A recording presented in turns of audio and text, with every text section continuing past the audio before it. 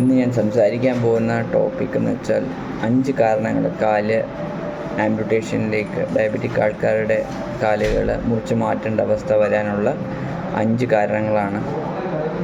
ഞാൻ ഡോക്ടർ വിശാഖ് വർമ്മ, ഒരു പ്ലാസ്റ്റിക് സർജനും ഒരു ഡയബറ്റിക് ഫുഡ് സർജനുമാണ്. എൻ്റെ ക്ലിനിക്കിൻ്റെ പേര് മാരുതി വൂണ്ട് ക്ലിനിക്കാണ്. പരുത്തിപ്പാറ, തിരുവനന്തപുരത്താണ് സ്ഥാപിച്ചിരിക്കുന്നത്. നമ്മുടെ മെയിൻ ഉദ്ദേശം ഡയബറ്റിക് ആൾക്കാരുടെ മുറിവുകൾ ഉണക്കിയെടുക്കാനും അത് ആംപ്യൂട്ടേഷൻ ചെയ്യേണ്ട അവസ്ഥയ്ക്ക് മുമ്പേ രക്ഷപ്പെടുത്താനുമാണ്. ഡയബറ്റീസ് കാരണമല്ല നമ്മുടെ കാലുകൾ മുറിയുന്നത്. ഡയബറ്റീസ് കാരണം നമ്മൾ അശ്രദ്ധയോ അറിവില്ലായ്മ കാരണമാണ് ഡയബറ്റിക് ആൾക്കാരുടെ കാല് മുറിക്കപ്പെടുന്നത്. ഒരു 30 സെക്കൻഡും ആൾക്കാരുടെ കാല്, ലോകത്തിലെ ഒരാളുടെ കാല് നമ്മൾ ഡയബറ്റീസാണ് മുറിച്ച് മാറ്റുന്നുണ്ട്. ഏറ്റവും വിഷമമുള്ള കാര്യം എന്ന് വെച്ചാൽ 100 ആൾക്കാരിൽ 85 ആൾക്കാരുടെ കാലുകൾ നമുക്ക് രക്ഷപ്പെടുത്താവുന്നതായിരുന്നു, ചെറിയ ചെറിയ കാര്യം ശ്രദ്ധിച്ചിരുന്നെങ്കിൽ. നമ്മുടെ ഉദ്ദേശം ഈ 85 ആൾക്കാരുടെ കാല് രക്ഷപ്പെടുത്താനാണ്. അങ്ങനെ ഡയബറ്റിക് ആൾക്കാരുടെ കാല് മുറിക്കപ്പെടാതിരിക്കാൻ നമ്മൾ ശ്രദ്ധിക്കേണ്ട 5 കാര്യങ്ങൾ, അല്ലെങ്കിൽ നമ്മൾ തെറ്റ് ചെയ്യുന്ന 5 കാര്യങ്ങളാണ് ഞാൻ ഈ വീഡിയോയിൽ കൂടെ നിങ്ങളുടെ അടുത്ത് എത്തിക്കാൻ ശ്രമിക്കുന്നത്. ആദ്യത്തെ കാര്യം, ചെറിയ മുറിവുകളെ നമ്മൾ ഇഗ്നോർ ചെയ്യുക. ചെറിയ മുറിവാകുമ്പോഴത്തേക്ക് അതിനൊരു ചെറിയ മുറിവായിട്ട് കാണുക. എന്തെങ്കിലും ഒരു ബാൻഡേഡ് കെട്ടി, ഡയബറ്റിക് ആൾക്കാർ ചെറിയൊരു ബാൻഡേഡ് കെട്ടി അതിന് മുകളിൽ നടന്നു കഴിഞ്ഞാൽ ആ മുറിവ് വലുതാവും. അതിന് ശരിയായ ട്രീറ്റ്മെൻറ്റ് കൊടുത്തില്ലെങ്കിൽ ആ മുറിവ് വലുതായി ആ ഇൻഫെക്ഷൻ അതിലേക്ക് കാല് മൊത്തം വ്യാപിച്ച് കാല് മുറിക്കപ്പെടാൻ സാധ്യതയുണ്ട്. അത് ഒത്തിരി കൂടുതലാണ്. ഇതിൻ്റെ കാരണം എന്ന് വെച്ചാൽ ചെറിയൊരു മുറിവ് ഒരു ഡയബറ്റിക് ആളുടെ അത് പെട്ടെന്ന് അവരുടെ പ്രതിരോധശക്തി കുറവായതുകൊണ്ട് പെട്ടെന്ന് വ്യാപിക്കും. അപ്പോൾ അതിന് നേരത്തെ ട്രീറ്റ്മെൻറ്റ് കൊടുത്തില്ലെങ്കിൽ അത് പെട്ടെന്ന് സ്പ്രെഡാവും, ഇൻഫെക്ഷൻ കൂടും, ബ്ലഡിലേക്ക് കയറിക്കഴിഞ്ഞാൽ അത് ജീവിതത്തിന് അപകടം പോലും ഉണ്ടാക്കും. അപ്പോൾ ചെറിയ മുറിവിന് ചിലപ്പോൾ നമുക്ക് നേരത്തെ ശ്രദ്ധിച്ചു കഴിഞ്ഞാൽ ചെറിയ ട്രീറ്റ്മെൻറ്റ്, ഒരു tablet, antibiotic, dressing, simple dressing വെച്ചിട്ട് ഉണക്കിയെടുക്കാൻ പറ്റും. അത് വെച്ചുകൊണ്ടിരുന്നു കഴിഞ്ഞാൽ ആ ഇൻഫെക്ഷൻ കൂടും. അത് ചിലപ്പോൾ വില കൂടിയ ആൻറ്റിബയോട്ടിക്കും വില കൂടിയ സർജറിയിലേക്കും മാറിത്തീരും, ആംപ്യൂട്ടേഷനിലേക്ക് എന്ത് ചെയ്യാം. അപ്പോൾ നമ്മൾ ശ്രദ്ധിക്കേണ്ട കാര്യം, ചെറിയൊരു മുറിവ് കാലിലുണ്ടെങ്കിൽ ഉടനെ ഡോക്ടറുടെ അടുത്ത് പോയി ട്രീറ്റ്മെൻറ്റ് ചെയ്യുക.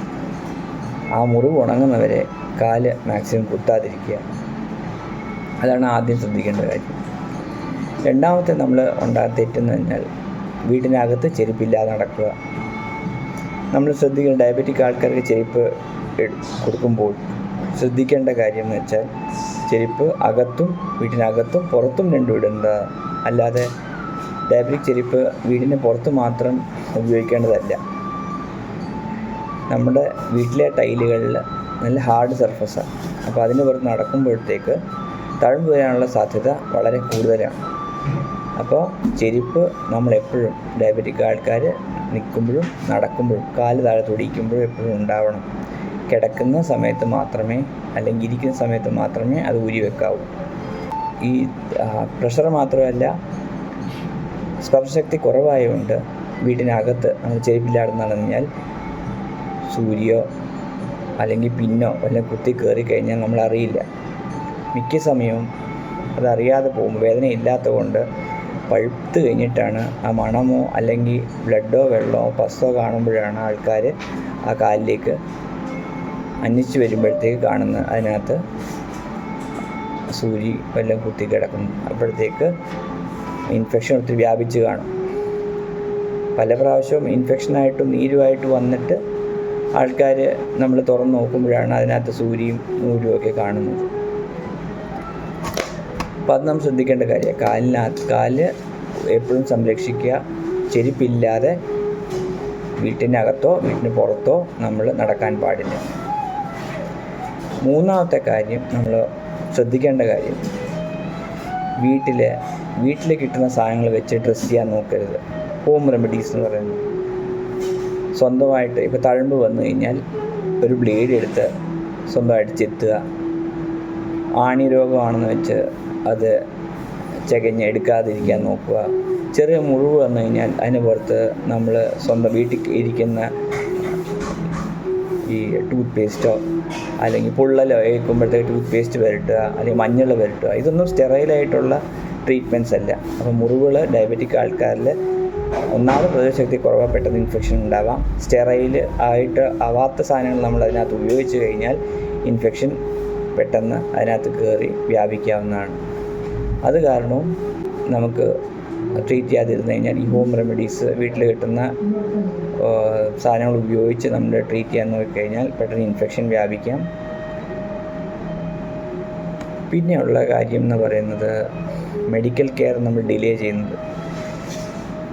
നമുക്ക് ചിലപ്പോൾ കല്യാണങ്ങളുണ്ടാവാം, വീട്ടിൽ വേറെ ഫങ്ഷൻസ് ഉണ്ടാവും. അപ്പോൾ അതിനായിട്ട് നമ്മൾ ഡിലേ ചെയ്യും. ഈ ചെറിയ മുറിവല്ലേ, 3 ദിവസം കഴിഞ്ഞിട്ട് നമുക്ക് പോയി കാണിക്കാം, ഉണങ്ങാതെ വരുവാണെങ്കിൽ. അങ്ങനത്തെ അവസ്ഥ വരുമ്പോഴത്തേക്ക് ആ ചെറിയ മുറിവ് അന്ന് വന്ന് ഡോക്ടറെ കാണിച്ചിരുന്നെങ്കിൽ ചിലപ്പോൾ ടാബ്ലറ്റോ വെച്ച് നമുക്ക് അല്ലെങ്കിൽ ചെറിയ ഡ്രസ്സിങ് വെച്ച് അത് മാറ്റിയെടുക്കാവുന്നതായിരിക്കും, ചെറിയ ഇൻ്റർവെൻഷൻ കിട്ടും. പക്ഷെ നിങ്ങൾ ആ മുറിവ് വെച്ചുകൊണ്ട് കല്യാണത്തിനോ അല്ലെങ്കിൽ ഫങ്ഷനിൽ പോയി നടന്ന് അതിനെ ശ്രദ്ധിക്കാതിരുന്നു കഴിഞ്ഞാൽ തിരിച്ച് വരുമ്പോഴത്തേക്ക് ആ ഇൻഫെക്ഷൻ ഒത്തിരി വ്യാപിച്ച് കാണും. അപ്പോൾ അത് ആൻറ്റിബയോട്ടിക്കോ ഇഞ്ചക്ഷനോ അഡ്മിഷനോ സർജറിയിലേക്ക് തീരാനുള്ള സാധ്യതയുണ്ട്. നമ്മൾ ശ്രദ്ധിക്കേണ്ട കാര്യമാണ്. ഒരിക്കലും നമ്മൾ ഡിലേ ചെയ്യരുത്. എത്രയും പെട്ടെന്ന് നമ്മൾ വന്നതിന് ട്രീറ്റ്മെൻറ്റ് എടുക്കണം. നേരത്തെ വന്നു കഴിഞ്ഞാൽ നമ്മുടെ ട്രീറ്റ്മെൻറ്റും എളുപ്പമാണ് റിലേറ്റീവ്ലി.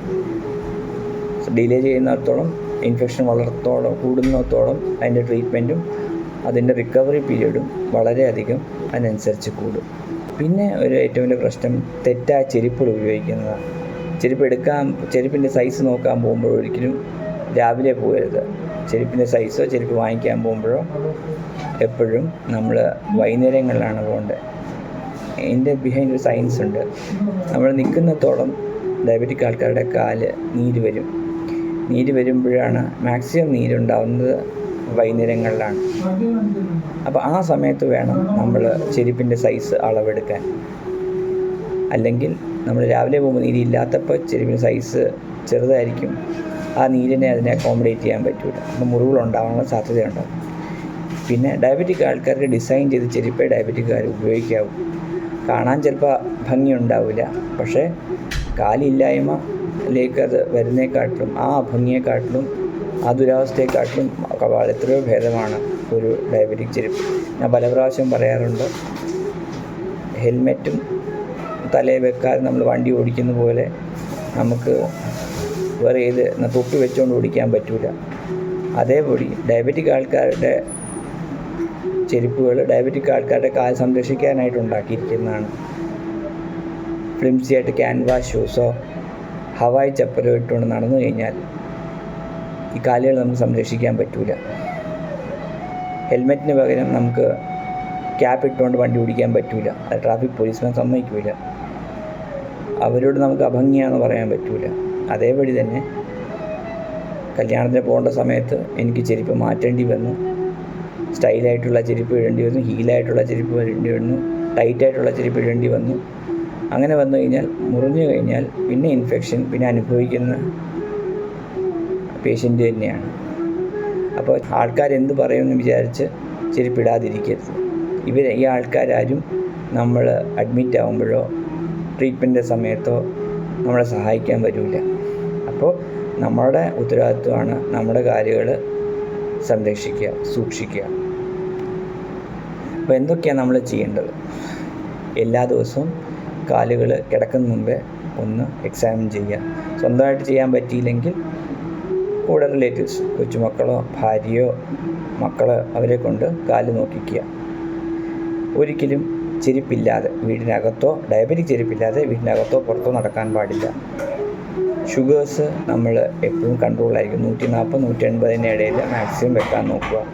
ഷുഗർ കൺട്രോൾ ഇല്ലെങ്കിൽ ഡയബറ്റീസ് കാരണം ഉണ്ടാവുന്ന നെർവ്സിനും രക്തക്കുഴലിനുമുള്ള ഡാമേജ് കൂടിക്കൊണ്ടിരിക്കുകയുള്ളൂ.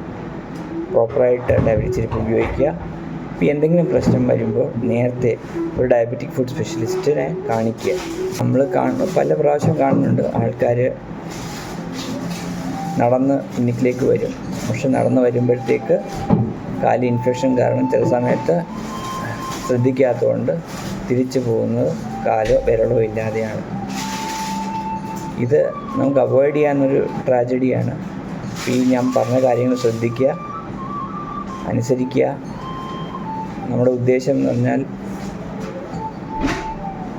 നമ്മുടെ കേരളം ഒരു ആംപ്യൂട്ടേഷൻ ഫ്രീ സ്റ്റേറ്റ് ആക്കണം എന്നാണ്. നമ്മുടെ ഇന്ത്യൻ പൊഡിയാട്രി അസോസിയേഷൻ്റെ കേരള ചാപ്റ്ററുടെ പ്രസിഡൻറ്റും കൂടെയാണ്. നമ്മുടെ ഒരു കളക്റ്റീവ് ഐഡിയലാണ് 2047 ആവുമ്പോഴത്തേക്ക് പ്രിവെൻറ്റബിൾ ആംപ്യൂട്ടേഷൻസ് ബൈ 2047. അപ്പോൾ നിങ്ങളെല്ലാവരും വീഡിയോ കാണുക, ഷെയർ ചെയ്യുക, പറ്റുവാണെങ്കിൽ സബ്സ്ക്രൈബ് ചെയ്യുക ഈ ചാനലിൽ. ഞാൻ ഡെയിലി ഇങ്ങനത്തെ കുറേ അപ്ഡേറ്റ്സ് തന്നുകൊണ്ടിരിക്കും. നമ്മളെല്ലാവർക്കും കൂടെ കാലുകൾ രക്ഷിക്കാം, സംരക്ഷിക്കാം, കേരളത്തിനെ ഒരു ആംപ്യൂട്ടേഷൻ ഫ്രീ സ്റ്റേറ്റ് ആക്കാം. Thank you.